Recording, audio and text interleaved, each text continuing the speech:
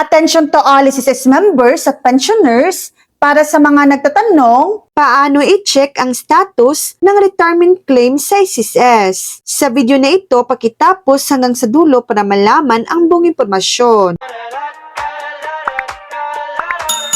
Maaari ninyong i-check ang status ng inyong SSS retirement claim sa mga sumusunod na paraan. Una, sa My.SSS portal, mag-login sa inyong My.SSS account, pumunta sa benefits o retirement claim upang makita ang kasalukuyang status ng inyong claim. Pangalawa, sa My.SSS mobile app, mag-login gamit ang inyong My.SSS account, piliin ang retirement claim info upang tingnan ang status ng inyong retirement claim. Pangatlo, tumawag o bumisita sa SSS. Maaari ring tumawag o bumisita sa pinakamalapit na SSS branch kung kailangan ninyo ng tulong sa pag-check ng status. So yan lang po ang latest update.